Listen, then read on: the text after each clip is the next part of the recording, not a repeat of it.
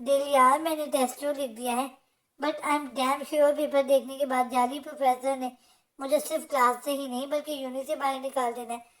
اکثر تو آپ کو پیپر کلاس میں ہی چیک کرتا دیکھ من نہیں۔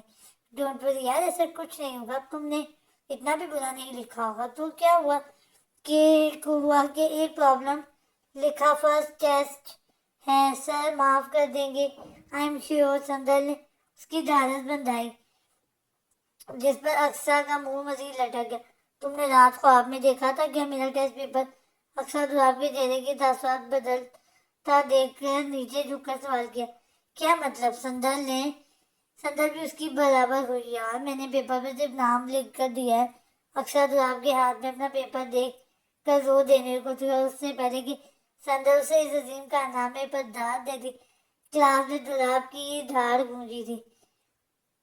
مس اقصی اسٹینڈ اپ رائٹ ناؤ۔ دلاب کی دھاڑ پر اقصی ہڑبڑا کر اپنی جگہ سے کھڑی ہوئی تھی۔ میں سر؟ اقصی نے حلق تر کرتے ہوئے سوال کیا۔ پہلی بار اقصی کو کسی سے خوف محسوس ہوا تھا، کیونکہ دلاب کے تاثیر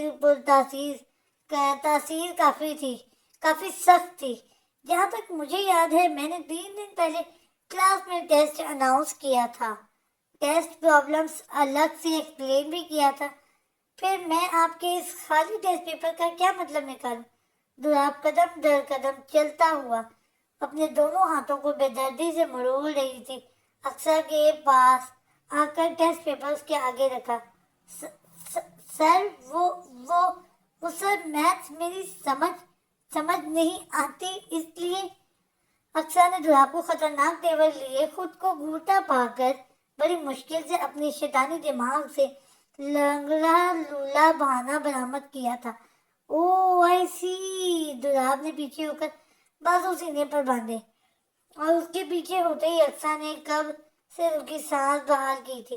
اگر میں غلط نہیں ہوں تو آپ نے گریجویشن بی ایس کمپیوٹر سے ہی کیا ہے نا؟ دلاب نے تصدیق چاہی۔ جی۔ اکثر نے مجرم کی طرح سر جھکا کر اس بات میں سر ہلایا۔ Okay then explain generation of C language. دلاب نے پہلی بار تابڑ توڑ جواب دینے والی اکثر کو ہکلاتا دیکھ بڑی مشکل سے اپنا کہکہ ضبط کرتے ہوئے اسے کچھ اور الجھایا تھا۔ آخر اتنے سارے حساب تو نکلتے تھے محترمہ کی طرف۔ سر سی لینگویج؟ اکثر نے جھٹکے سے سر اٹھایا۔ وہ کل کا پڑھا یاد نہیں رکھتی تھی اور یہ جناب 4 سال پرانا سلیبس کھول کر سوال کر رہے تھے۔ جی سی لینگویج، اس کے علاوہ کوئی اور لینگویج آپ نے پڑھا ہو تو اس پر روشنی ڈال دیں۔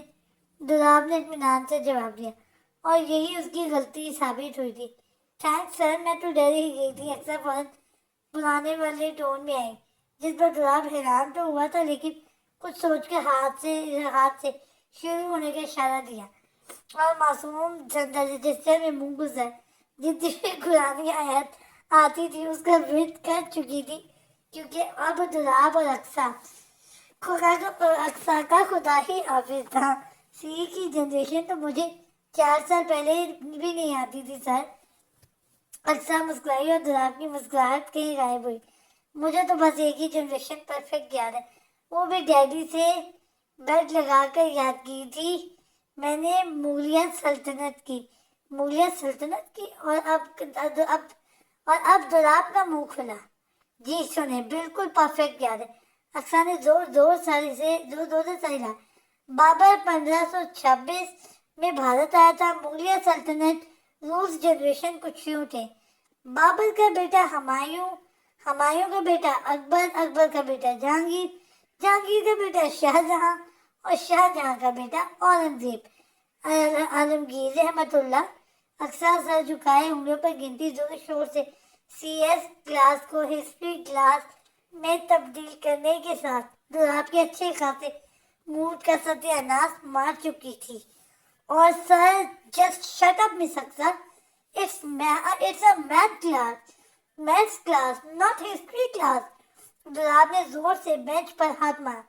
اس نے اس سربری لڑکی سے نارمل کی امید کیسے کر لی تھی؟ But sir, enough is enough miss Aqsa, get lost from my class. دلاب اپنا غصہ ضبط کرتے ہوئے دروازے کی طرف اشارہ کیا جہاں پہلے ہی 2-3 اسٹوڈنٹ ضرب کے کتاب کا نشانہ بنے کھڑے تھے۔ دل اب مجھے مت روکنا، میں نے اکرام انکل سے ان کی شکایت ضرور لگانی ہے، اکثر منہ لٹکا کر روحانی آواز میں کہتی، پیر پٹکتے ہوئے کلاس سے نکل گئی تھی۔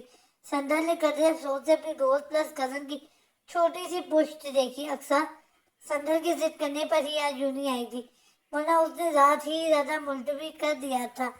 اب سندر کو برا اس لیے لگ رہا تھا کہ اس نے پہلی بار اکثر کو سہما ہوا دیکھا تھا، ورنہ وہ خود بھی ہنستی مسکراتی رہتی تھی اور اپنے آس پاس موجود لوگوں کو بھی مسکرانے پر مجبور کر دیتی تھی۔ تھوڑا برا تو خیر دلاب کو بھی لگا تھا، کیونکہ اکرام صاحب اور اکمل صاحب نے اسے اسپیشل اکثر کو نرمی سے ڈیل کرنے کی ریکویسٹ کی تھی، اور وہ خود بھی جانتا تھا کہ اکثر ایک لاپرواہ طبیعت کی لاؤ بالی سی لڑکی ہے، لیکن پوری کلاس کو ہنستا دیکھ وہ اپنا غصہ کنٹرول نہیں کر پایا تھا، اور اب وہ جانتا تھا بظاہر جو باہر منہ لٹکائے خاموش کھڑی ہے۔ کلاس ختم ہوتے ہی اکرام انکل کے آفس میں ہمدردیاں بٹورتی ہوئی اس کی شکایات کی پٹاری کھولے پانی جائے بائی کھولی پائی جائے گی۔ سین چینج۔ السلام علیکم بھائی جی۔ مراج ڈیرے پر بیٹھا کچھ لوگوں کے ساتھ کوئی زمینی مسئلہ حل کر رہا تھا جب فارمل ڈریس میں تھکا تھکا سا سرفراز وہاں حاضر ہوا۔ سرفراز ایسی ڈریسنگ صرف شہر جاتے وقت ہی کرتا تھا، ورنہ وہ اپنے بھائی کو ہی کاپی بنا بٹھانی کرتا ہی پہنتا تھا۔ وعلیکم السلام بھائی، پہلے جا کر اندر سے کھانا کھا لو، ماں صاحب نے ڈبہ بھیجا تھا۔ مراج نے ان لوگوں کو جانے کا اشارہ کرتے ہوئے سرفراز کے آگے ٹفن رکھا۔ لیکن بھائی جی، یہ تو آپ کے لیے پاس کھڑے ملازم میں کچھ کہنا چاہتا، لیکن مراج کی گولی نے اس کی بات مکمل ہونے نہیں دی۔ مجھے ابھی بھوک نہیں ہے اور آدھے گھنٹے سے میں گھر کے لیے نکل رہا ہوں، سو تم کھا لو، شہر سے تھک کر آئے ہو، پھر آگے بتاؤ کیا بنا پانی کے مسئلے کا۔ مراج نے ٹفن سرفراز کے ہاتھ میں دے کر اسے اندر بھیجا۔ سرفراز بھی سر ہلاتا ہوا ڈیرے کے اندر چلا گیا تھا، اور پاس کھڑا ملازم اپنے بھائی جی کا یہ مہربان روپ دیکھتا رہ گیا تھا۔ گاؤں کے مسائل میں الجھا اس کا بھائی جی صبح سے بھوکا تھا، اور مراج نے اس سے کہا تھا کہ ان لوگوں کے رخصت ہوتے ہی جلدی کھانا لگا دے، لیکن اب اس نے اپنے منہ کا نوالا ایک معمولی سے ملازم کو کھلا دیا تھا۔ پورے گاؤں کا بھائی جی مراج سکندر ایسا ہی تھا، اپنے سے جڑے لوگوں پر جان دینے والا، ملازموں کو بھائی کا درجہ دینے والا، لیکن وہ صرف تب تک تھا جب تک بات اس کی غیرت اور بابا صاحب کی شان اور مرتبے کی نہ آ جائے، ورنہ ایک بار بات بابا صاحب پر آ جائے تو پھر مراج سکندر کے الگ ہی روپ سے تعارف ہوتا تھا۔ ایسے کیا دیکھ رہے ہو بھائی، کچھ کہنا ہے تو کہہ ڈالو، مراج نے کاغذات کی فائل سائڈ پر رکھتے ہوئے پوچھا۔ وہ بھائی جی آپ بھی صبح سے بھوکے ہیں؟ پھر ملازم نے ڈرتے ڈرتے سوال کیا۔ لوگ اس کی شخصیت کے روب سے ایسے ہی ہراساں رہتے تھے، ورنہ مراج کبھی بنا بات کسی پر بالکل نہیں بگڑتا تھا۔ بھائی جی کے بھائی ہر دانے پر کھانے والے کا نام لکھا ہوتا ہے، پھر رزق اپنا پیٹ خود تلاش کرتا ہے۔ وہ ڈبہ مراج کی نہیں، سرفراز کی قسمت تھا، اس کے پاس چلا گیا، اس میں کون سی بڑی بات ہے؟ اس سب کے علاوہ میں تم سب کا بھائی جی ہوں، تم لوگوں کی چھوٹی سے چھوٹی ضرورت کا خیال رکھنا میرا فرض ہے، بڑے نام سے نہیں ذمہ داری سے بنتے ہیں، سمجھے؟ اب جاؤ، گھر میں تمہاری ضرورت ہوگی، اور ہاں، ماں صاحب کو مت بتانا کچھ، وہ خواہ ہی پریشان ہوں گی۔ مراج نے مسکراتے ہوئے اسے جانے کا اشارہ دیا۔ ملازم بھی مسکراتا ہوا وہاں سے نکل گیا تھا۔ اچھا بھیا بتاؤ، نہر والی زمین کا کیا ہوا؟ سرفراز کے آتے ہی مراج نے سوال کیا۔ ایک رجسٹری ہو گئی ہے، اور پانی کا مطلب؟ اس کے لیے آفیسر نے اگلا ہفتے کا ٹائم دیا ہے، اسے اپنے کسی سینٹر سینئر کی اجازت درکار ہے۔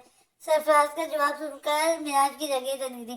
سب بہانے ہوتے ہیں ان دوغلے رشوت خوروں کے، یہی مسئلہ کسانوں کے بجائے کسی بڑے کمپنی مالک کو ہوتا، کسی ہوٹل کا مالک ہوتا تو فون گھمانے سے پہلے کام ہو جاتا، لیکن جب بات غریب کسان کی آئی ہے تو انہیں اجازت درکار ہے۔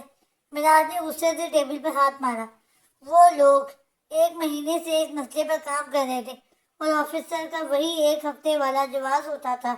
بھائی جی شانت یار، کیا شان تھا؟ دیکھا ہے تم نے، اگر ایک ہفتہ کھیتوں کو پانی نہیں ملا تو فصل جل کر خاک ہو جائے گی، اور اس کے بعد ہمارے کسان دانے دانے کو ترسیں گے۔ ان شہری لوگوں کا کیا؟ کوئی بھی گھاس پھوس کھا کر جی لیں گے، اس سے بھی نہیں ہوگا تو ہمارا اناج سستی قیمت میں خرید کر گوداموں میں چھپا رکھا ہوا ہے، اس کی دوگنی قیمت میں بیچ کر منافع وصول کر لیں گے۔ یہ منافق لوگ بھوک مری تو ان محنت کش لوگوں کے حصے میں آئے گی۔ معراج کا بیٹا گھوم چکا تھا، وہ اپنے گاؤں کو لے کر ایسا ہی جذباتی اور حساس تھا، ان کا درد ان سے زیادہ اسے محسوس ہوتا تھا۔ بھائی جی پرسکون ہے یار، آفیسر نے تو کہا تھا کہ 2 دن بعد آ جائیں، لیکن بابا صاحب نے ہی کہا کہ ایک ہفتے میں سب فائنل کر کے رکھے۔ وہ کیا ہے نا، اگلے ہفتہ بابا صاحب کو کسی ضروری کام سے آپ کے چچا صاحب کی طرف جانا ہے، اس لیے سرفراز نے پانی سے بھرا گلاس اس کی طرف بڑھایا۔ چچا صاحب کی طرف؟ جی چچا صاحب کی طرف، مجھے تو لگ رہا ہے دال میں کچھ کالا ضرور ہے۔ بھائی جی صاحب، بابا صاحب ماں صاحب کو بھی ساتھ چلنے کی دعوت دے رہے تھے اور ان کے لہجے کی خوشی بتا رہی تھی کہ بات بہت خاص اور ان کے دل کی بہت قریب ہے۔ ویسے ایک بات تو بتائیں، چچا صاحب کی کوئی بیٹی وغیرہ ہے کیا؟ سرفراز نے رازداری سے پوچھا۔ فضول بکواس نہیں، معراج اس کی آنکھوں میں شرارت دیکھ کر اسے جھڑکا، لیکن وہ سرفراز ہی تھا۔ بے عزتی پر غصہ ہو کر مجھے معصوم کی الوئی خوشی پر اوس تو گرائیں۔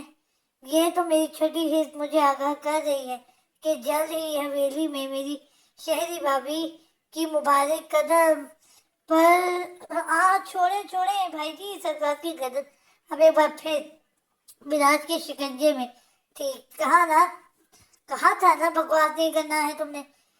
معراج نے دباؤ بڑھاتے ہوئے دانت پیسا۔ ہاں لیکن مجھے جو لگا، چھوڑے یار، میری آنے والی 7 نسلوں کی توبہ۔ سرفراز نے ہار ماننے میں ہی عافیت جانی۔ بھائی جی آپ کی اس لوہے جیسی باڈی کا ٹوٹکا ذرا میرے ساتھ تو شیئر کریں، قسم سے بندہ ایک بار اس میں پھنس جائے تو سانس کا محتاج ہو جاتا ہے۔ سرفراز نے اپنی گردن سے ہلائی۔ کوئی ٹوٹکا نہیں ہے، بس وہ جو تم فجر کی نماز ہفتے میں 2 اور مہینے میں 6 بار آدھی جاگی آدھی سوئی کیفیت میں پڑھ کر اپنی 7 پشتوں پر احسان کرتے ہو، سو جاتے ہو نا، وہ بری عادت اگر ترک کر کے نماز کے بعد کچھ دیر تلاوت اور چہل قدمی کے ساتھ اگر تھوڑی سی کسرت کر لو تو تمہاری اس ماچس کی تیلی جیسے بدن میں کچھ آ جائے۔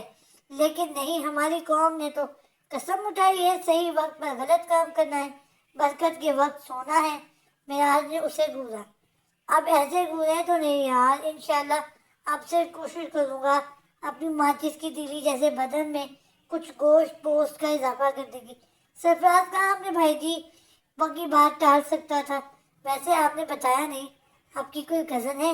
ایسا نہ ہو، جنرل نالج کے لیے پوچھ رہا ہوں۔ سرفراز اس کا ہاتھ اٹھتا دیکھ احتیاطی طور پر پیچھے ہوا۔ ہاں ہے، چچا صاحب کی اکلوتی بیٹی جسے کبھی چاچی جان نے گاؤں کی ہوا نہیں لگنے دی۔ معراج واپس کاغذات کی طرف متوجہ ہوا۔ کیا مطلب ہے وہ گاؤں نہیں آئی؟ کیا آپ نے انہیں دیکھا ہے؟ ہاں بچپن میں دیکھا تھا آخری بار، جب وہ کچھ 1.5-2 سال کی تھی۔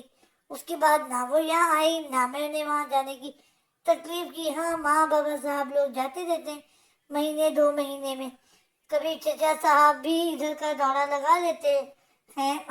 معراج نے مصروف انداز میں جواب دیا۔ ہے بھائی جی آپ نے اپنی اکلوتی کزن کو نہیں دیکھا؟ سرفراز حیران ہوا کیونکہ معراج اپنے سے جڑے رشتوں کو لے کر بہت حساس تھا۔ ہاں نہیں دیکھا، کیونکہ میری چاچی صاحبہ کو گاؤں کے لوگوں سے ایک خاص قسم کی الرجی ہے، خاص کر انہیں میں اور دادا صاحب نہیں پسند۔ انہیں لگتا ہے کہ میں کرتا پاجامہ پہننے والے زوبدار آواز میں بات کرنے والے، اپنے گھر کی عورتوں کو پردے میں رکھ کر غیرت کا راگ الاپنے والے مرد جاہل گنوار اور روایتی مرد ہوتے ہیں۔ جن کا کام ہی عورتوں کو قید کر کے اپنی جوتی کی نوک پر رکھ کر غلامی کرنا ہوتا ہے۔ تم بتاؤ، اگر ایسا ہوتا تو کیا دادا صاحب گاؤں میں 12ویں جماعت تک کی اسکول کھولتے؟ کیا ہماری تعیشہ 17 جماعت تک تعلیم حاصل کرتی؟ ہم پڑھائی کے خلاف نہیں ہیں، ہم بس بے حیائی کے خلاف ہیں۔ حیرانگی سوچ کی مد نظر رکھتے ہوئے میں نے کبھی ان کے ذات خیال دنیا میں قدم رکھنا ضروری نہیں سمجھا اب کوئی اور سوال نہیں۔ اور ہاں، پرسوں عائشہ کی اسکول جا کر اس کا سرٹیفکیٹ لانا ہے، یاد دلا دینا مجھے۔ مراج فائز لے کر اپنی جگہ سے اٹھ کھڑا ہوا تھا۔ بھائی جی، کبھی آپ نے اپنی چاچی صاحب کی سوچ بدلنے کی کوشش نہیں کی؟ سرفراز نے جانے کس جذبے کے تحت پوچھا۔ مجھے کیا کرنا ہے ان کی سوچ بدل کر؟ مراج لاپرواہی سے بول کر اپنا چادر درست کرتا وہاں سے نکل گیا تھا۔ پیچھے دور تک سرفراز کی نظر نے اس کی دھول اڑاتی کالی جیپ کا پیچھا کیا تھا۔ وہ بابا صاحب کے منہ سے صاف لفظوں میں سن چکا تھا، وہ لوگ وہاں رشتے کی بات کرنے بلکہ رشتہ فکس کرنے جا رہے تھے، لیکن یہاں اس کا بھائی جی کی بات سن کر تو وہ بے دردی گیا تھا۔ اب آگے کا تو اللہ ہی مالک تھا۔ سین چینج۔